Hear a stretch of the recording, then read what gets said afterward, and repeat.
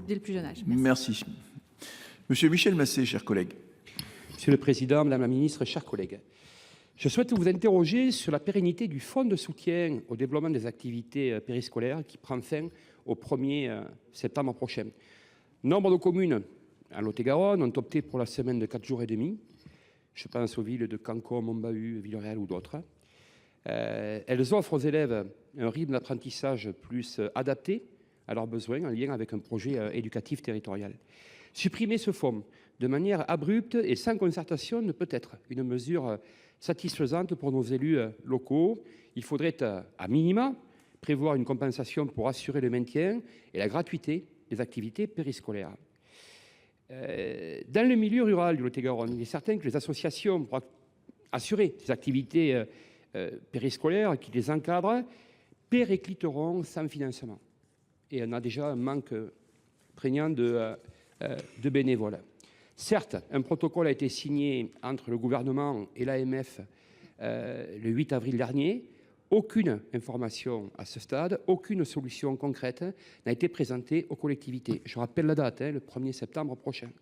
Au risque d'une désorganisation durable de la vie locale, je vous demande, Madame la Ministre, quelles mesures et surtout quels moyens prévoyez-vous de mobiliser pour continuer à accompagner financièrement les communes qui ont fait un choix courageux il y a bientôt 10 ans pour le bien de leurs élèves et de leurs familles. Madame la Ministre.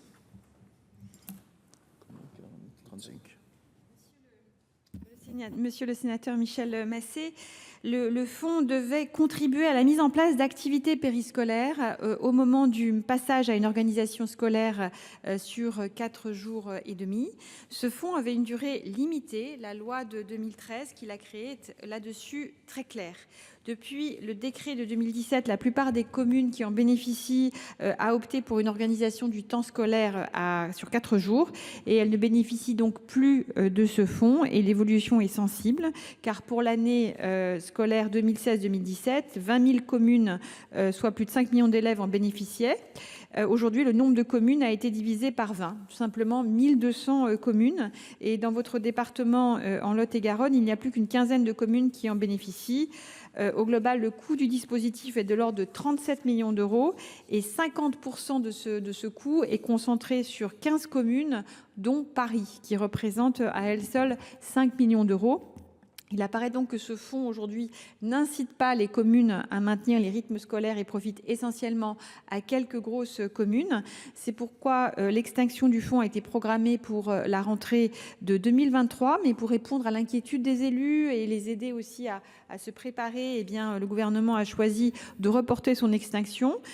Cette décision ne remet nullement en question le principe de la suppression de ce fonds pour la rentrée 2025, décidée en loi de finances ici même en 2024. Un nouveau report ne peut donc être envisagé, a fortiori par voie réglementaire. Et dans un contexte budgétaire contraint, Elisabeth Borne a fait le choix de recentrer ses crédits sur d'autres priorités. Je pense notamment aux crédits ouverts pour la loi de programmation pour la refondation de Mayotte. Et donc, dans le cadre de la préparation du budget 2026, nous sommes à votre disposition et à l'écoute de vos propositions. Merci.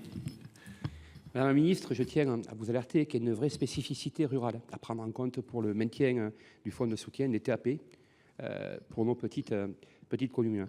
J'entends également vos propos et je vous remercie et prêt à travailler avec vous, avec le gouvernement pour trouver une issue heureuse dans le futur budget de loi de finances 2026 afin de protéger nos communes rurales de telles situations. Merci.